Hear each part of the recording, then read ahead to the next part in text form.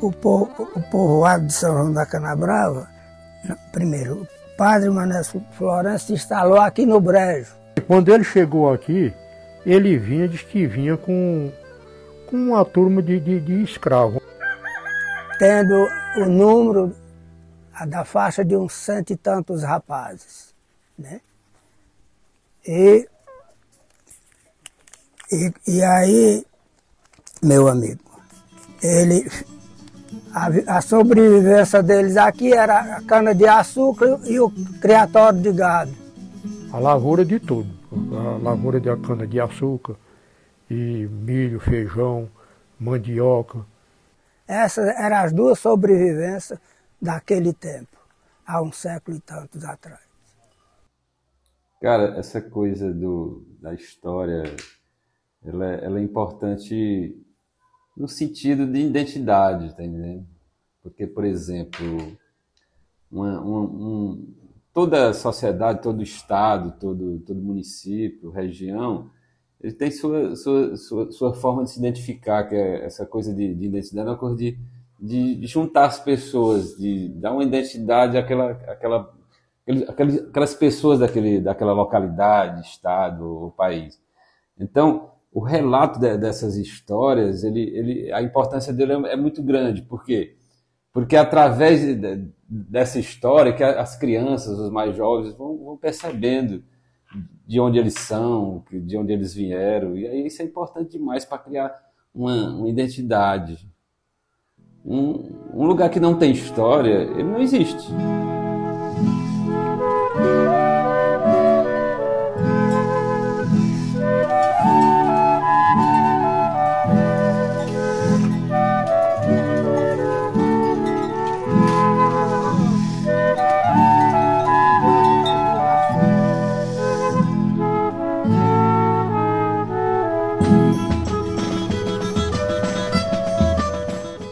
Aí começou o povoado de Canabrava, através desses dois senhores de engenho daqui, padre Manuel Florencio, vindo da Bahia, e coronel Francisco Veloso, ali do outro lado, na outra estrada.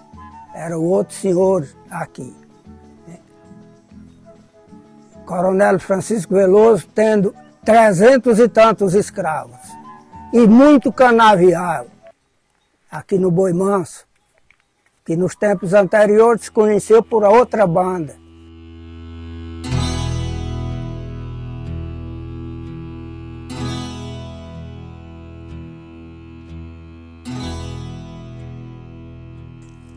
A importância do criatório de gados deles aqui, a riqueza daquele tempo, se falava quem tinha gado e canavial. Canavial para empregar o povo para trabalhar e surgia a vivência deles. E parte de recursos também. Mas a origem do recurso, da condição financeira, era as fazendas de gado deles. Os bodes marinhos vieram para cá também, eles ficaram aqui no município de Bocaina aqui. Então a criação de gado deles, eles começaram a expandir. E aí, por ser um povo muito católico, eles necessitavam de um padre. E aí terminaram mandando o padre Manuel Florencio para cá, deram essas terras que hoje aqui é a Canabrava. Ele ficou aqui, a fazenda dele ficava aqui hoje onde é a Vila Brejo. Então a consequência foi que se formou a Canabrava. Ele veio com o compromisso de ficar rezando lá, então ele trouxe um gado, trouxe escravos. E aí, por ser uma região muito fértil também, uma das coisas que dava muito, da cultura que dava muito bem aqui era a cana-de-açúcar. plantavam mandioca também, feijão, mas a cana-de-açúcar predominava. E por a origem deles e dos familiares foi que cresceu o nosso povoado, Canabrava, que hoje se passou a origem, a cidade, né? Mas foi tudo com o apoio e o trabalho, o início desses homens. Então o senhor um dia mandou um moreno ir limpar uma cana no canavial dele, ali no Boi Manso. Porque antes ali tinha o nome, era a Fazenda Outra Banda. Aí quando os lavradores plantaram as canas, quando estava aí com um tempo, talvez que um ano, mais ou menos, que é quando as canas estão crescidas, aí os outros perguntaram aos lavradores, como é que está a lavoura de cana lá? Ele disse, meu amigo, a cana lá se tornou uma cana braba. E por a origem da pronúncia desse moreno, é que gerou-se o nome de Canabrava. Aí começou daí.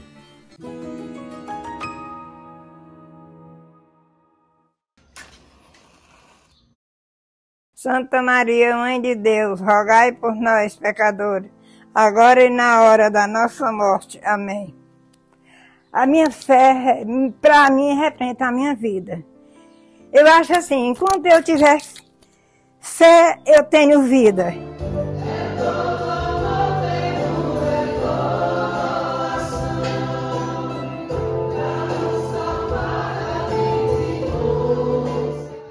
Eu acho que foi a luz certa, foi a realidade. Daqui está hoje como está, foi a religião. A minha maneira de pensar, não sabe? Que aí foi surgindo os padres, vinham celebrar as missas, depois aí ficou o padre veio celebrar de ano em ano, a festa do padroeiro, marcou o dia, tudo direitinho.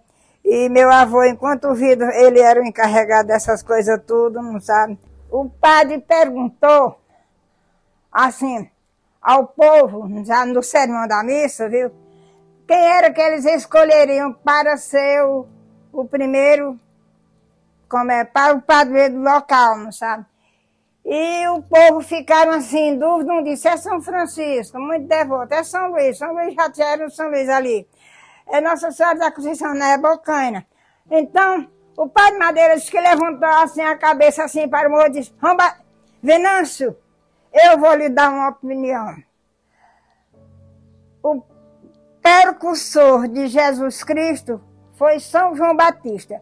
E que esse lugar seja batizado com o nome de São João Batista. O padroeiro São João Batista e aí o nome do lugar também, em vez de Canabrava, São João Batista. Aí foi nessa hora, foi batizado, sabe? Foi criado e batizado o padroeiro São João Batista, viu? Eu estava presente. E um fato muito interessante da vida religiosa do povo aqui de São João da Canabrava é que todas as vezes que nós marcamos alguma atividade aqui para a nossa igreja, para a nossa comunidade, as pessoas abraçam com muito carinho e muita disposição para poder ajudar. Então, as pessoas têm esse ímpeto, né, de colaborar sempre, uma animação fora do comum. Quando o povo daqui, da comunidade de São João da Canabrava, abraça uma proposta para uma atividade religiosa, abraçam de todo o coração, com todo o corpo e com toda a alma.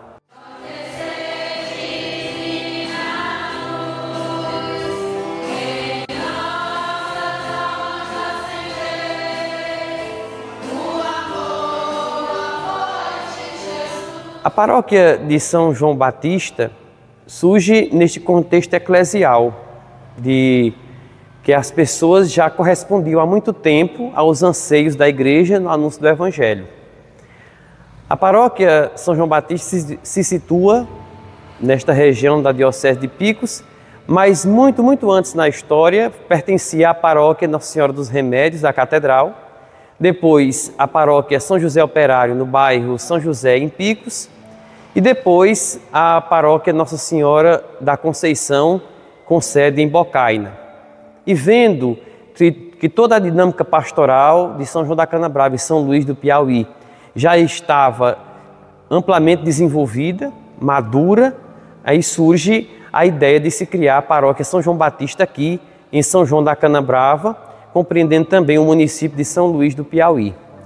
Mas antes de se criar a paróquia, a título de experiência, foi criada a área pastoral em agosto de 2016. E a partir daí, nós começamos um trabalho para organizar ainda mais a nossa comunidade cristã católica e veio a se concretizar a criação da paróquia no dia 22 de fevereiro de 2018, com a instalação no dia 22 de março de 2018.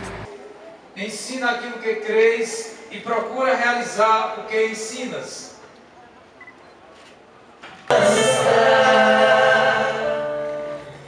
Como pastor, do qual foste constituído ministro.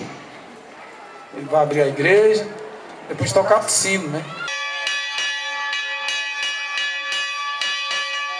Em primeiro lugar, a paróquia surge para confirmar a atividade pastoral eclesial de um povo. E nós pudemos perceber naquele dia 22 de março toda a dedicação de um povo que não começou ali, mas que já tinha muitos anos de história. Eu vou dizer como foi, por que começou essa devoção. Eles foram, o Padre Madeira foi almoçar na casa do finado João Bezerra, a convite dele, não sabe que lá ele podia hospedar melhor. Quando terminou a missa, o Padre Madeira saiu na calçada e olhou assim para o mundo assim, e para o brejo ali, não sabe para que lado ali, mas uma turma de gente assim com ele ali. Aí disse, Venâncio, vamos construir uma igreja, uma capela aqui? Aí ele disse, mas eu não tenho terreno aqui. Ele disse, mas você arruma com seus amigos. Ao meu modo de ver, é o principal daqui foi a devoção a São João Batista e a Nossa Senhora. Naquele tempo começou com Nossa Senhora de Fátima, aí foi fundado o mês de maio, que esse ano já completou um tanto de ano que eu nem me lembro mais quantos anos é que foi. Eu sei que foi mais de 50 anos, sabe, o mês de maio aqui. Eu louvo e agradeço a Deus, porque aqui na comunidade de São João da Canabrava, o povo de Deus tem este comprometimento. Esse processo de emancipação, eu tenho mais conhecimento apenas de ouvir falar, de ouvir o meu esposo falar, né? Então era uma equipe grande que tentava essa emancipação. Incluía o doutor Abel, o doutor Antônio de Barros, né, que na época era deputado, e Abel era prefeito, incluía Pedro Isidoro, que nasceu aqui no município, né, de Canabrava, Pedro Bento, era um empresário que morava em Teresina, mas filho de Canabrava, né? Naquela época, ele chega à região e se interessa e passa a trabalhar no sentido que São João da Canabrava pudesse elevar a categoria de cidade. Era preciso construir uma infraestrutura local e com recursos próprios. O empresário Pedro Bento Bezerra construiu praça pública, construiu um clube social, uma lavanderia pública, fundou uma associação, Esprocran, Sociedade Progresso de São João da Canabrava.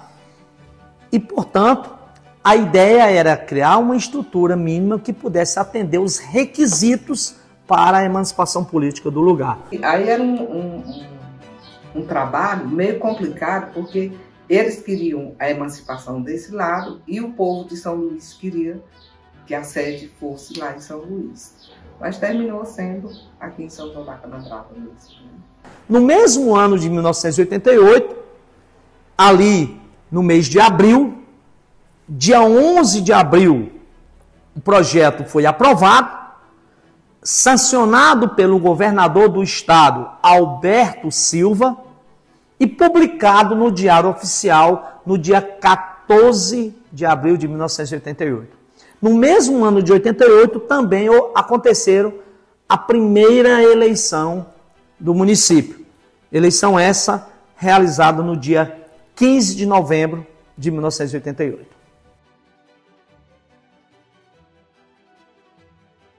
Após a oficialização da elevação à categoria de cidade, São João da Canabrava, começaram ali lideranças políticas, né, se organizarem em agremiações partidárias, no sentido de disputar a primeira eleição do município, prefeito e para também a composição da primeira Câmara, Câmara de Vereadores. Foram 22 candidatos a vereadores.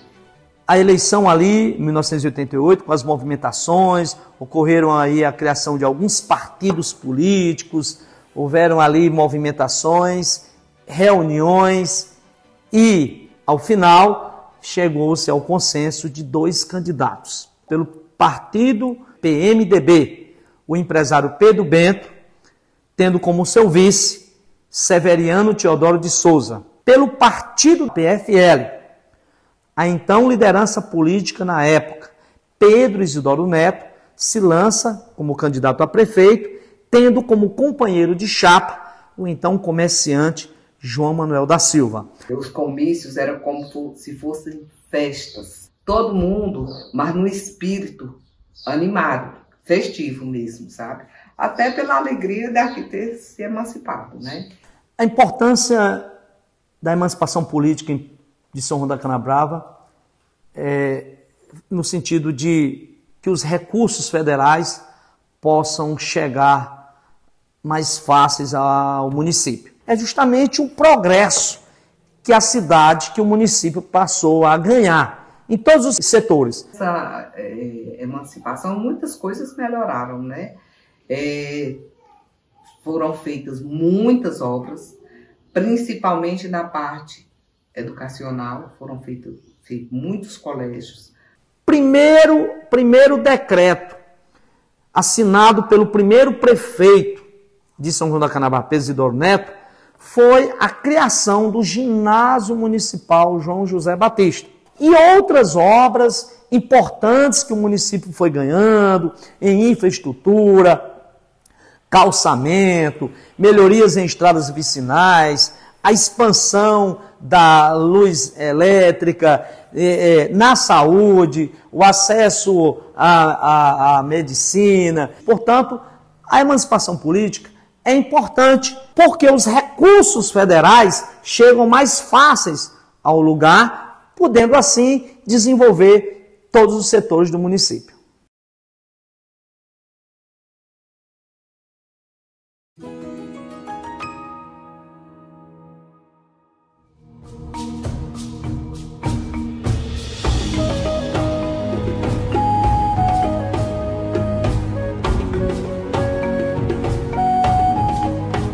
Falava dessa pedra, dessa pintura rupestre, aí eu fiquei curioso e vim. Com idade de aproximadamente 380 milhões de anos. Ele é um parque que é visto hoje mundialmente.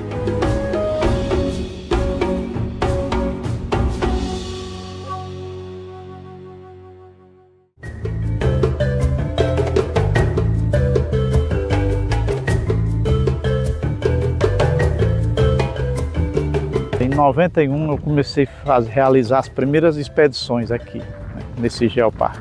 E fui desbravando e descobrindo muitas e muitas coisas bonitas aqui. Não só a questão das formações rochosas, e nem também os sítios arqueológicos, mas já descobri grutas, cavernas. E por ter um relacionamento amplo com a fauna, também eu descobri muitas espécies de animais silvestres que existem ainda nesses locais, apesar de estar ameaçado. Tudo faz parte desse contexto daqui do geoparque.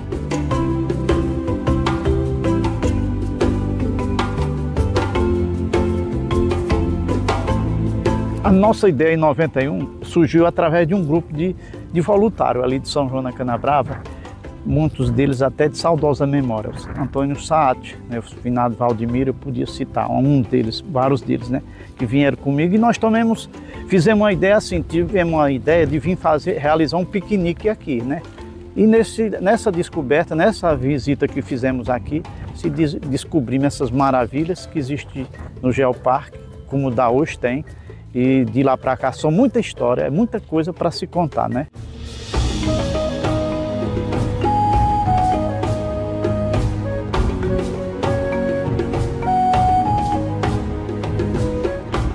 localidade onde é conhecido como Parque Cidade de Pedras, né, na verdade são formações rochosas de arenito, ou seja, são rochas formadas por areia, né, com idade de aproximadamente 380 milhões de anos, né, essa época é conhecido como o período devoniano, é o período onde aqui no Nordeste, uma boa parte do Brasil foi mar.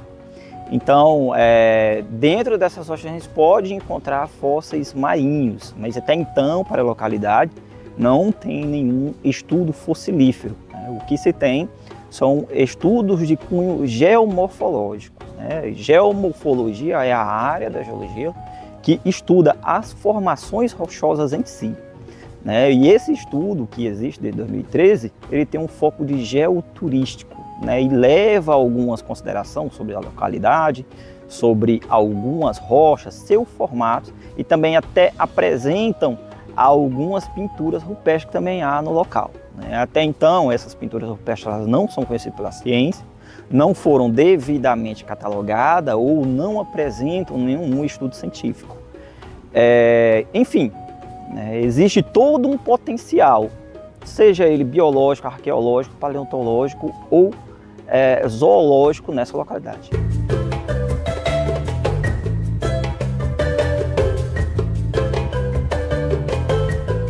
A descoberta das pinturas rupestres já foi bem na frente, assim, com uns 2 anos depois, eu tive aqui com um grupo de amigos também, eu não recordo na memória os amigos que andavam comigo.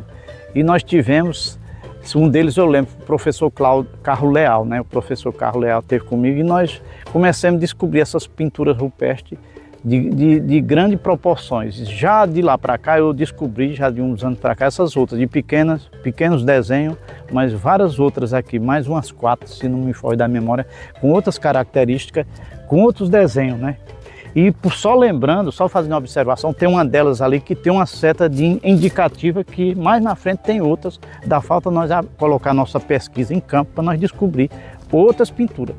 Outro detalhe, Antônio Rossi, é que aqui nós não tínhamos descobrido ainda os letreiros com a letra, com outra cor de tinta. E aqui já descobrimos em alguns locais com a cor branca e verde, que só existisse em São Raimundo Nonato, lá no Parque da Serra da Capivara, né? E aqui tem a tinta branca e a tinta verde, que as outras são todas com tinta vermelha, né? Que existe aqui nas pedras escritas, né?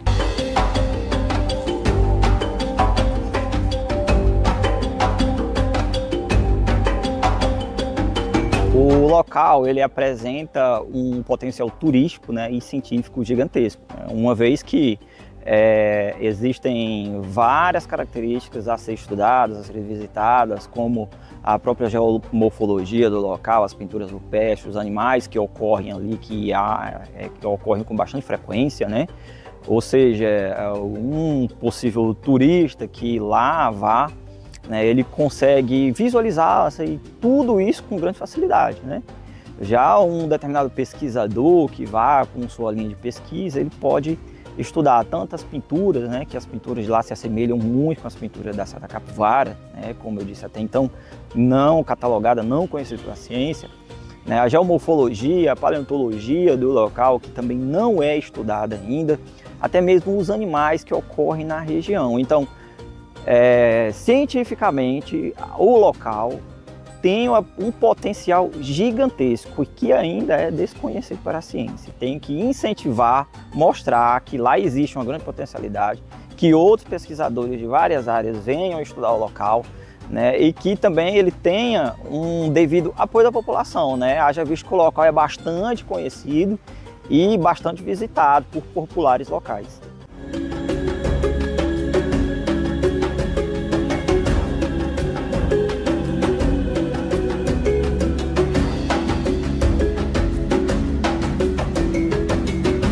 O local da pedra fica situado aqui na localidade Buriti das Éguas, mas todos conhecem como a Pedra dos Pulsar. Aqui, cada lugarejo desse tem um nome, né? Um nome específico, e aqui é conhecido como Pedra dos Pulsar. E aqui vale lembrar que aqui já morou muitos moradores, muitas pessoas habitaram esse setor aqui, mais de 15 a 20 residências que o pessoal morava. E por falta de infraestrutura, esse pessoal foi embora. Que a gente vê como missão, gente, esse trabalho que a gente vem fazendo no curso desses anos, né? E apesar dos meus quase 62 anos, desejo continuar. Não só como condutor turístico, com os meninos que trabalham comigo, não, todos capacitados, mas eu gostaria que continuasse sempre, se não diariamente, todas as vezes que somos procurados vir aqui, mas pelo menos de vez em quando eu estar aqui nessa missão, porque faço com amor. Eu sou uma pessoa que abracei esse trabalho com amor e não querer desistir dele nunca. E até enquanto eu viver, eu faço com amor. Tenho trazido muitas pessoas aqui, eu acompanhado, aliás, muitas pessoas aqui que vêm para conhecer o nosso Geoparque, conhecer os lugares lindos que aqui existem. E eu faço com amor, nunca vou desistir dessa missão, que foi a missão que Deus me deu para eu viver dia a dia com ela.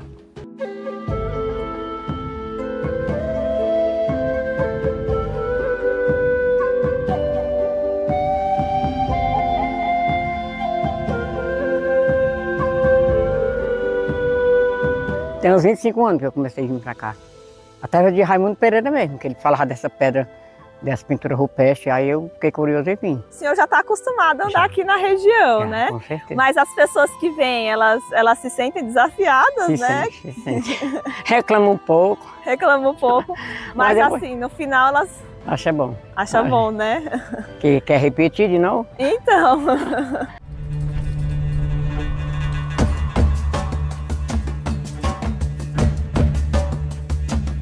Aqui antigamente moravam famílias? Morava muita gente. Quantas famílias mais ou menos o senhor sabe que eu alcancei? Umas 20 famílias ou mais. E como é que eles sobreviviam aqui? Eles plantavam milho, feijão, mandioca, criava boi, cabra. Agora a gente está aqui próximo de uma casa, né, que já está em ruínas. Tem muita casa em ruínas aqui? Tem um bocado de casa, de 15 para lá. 15 para lá. As famílias, qual que era a família que residia aqui nessa localidade? Era uma mesma família? Era a mesma família, 6 irmãos. 6 irmãos que moravam aqui.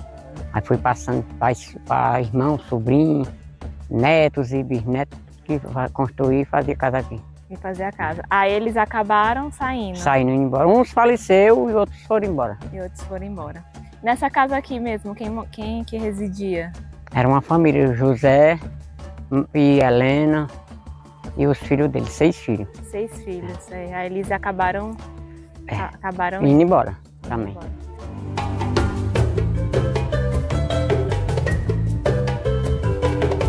O principal dos desafios que nós temos aqui com o nosso grupo é melhorar cada vez mais a infraestrutura desse parque, porque ele é um parque que é visto hoje mundialmente. Hoje, apesar dele não ser registrado, ele não está inserido no processo da SEMAR, né? A SEMAR já veio aqui, já teve uma equipe da SEMAR, mas não existe o interesse assim dos órgãos públicos representativos para adotar esse parque registrado no município, ou talvez a nível estadual. E nosso sonho é um deles. O segundo é melhorar essas trilhas, que sempre uma das coisas que o turista, quando vem aqui ao Geoparque, ele quer fazer as trilhas, visitar os sítios arqueológicos, as pedras, os locais que já estão catalogados, né? Já foi feito o catalogamento, né?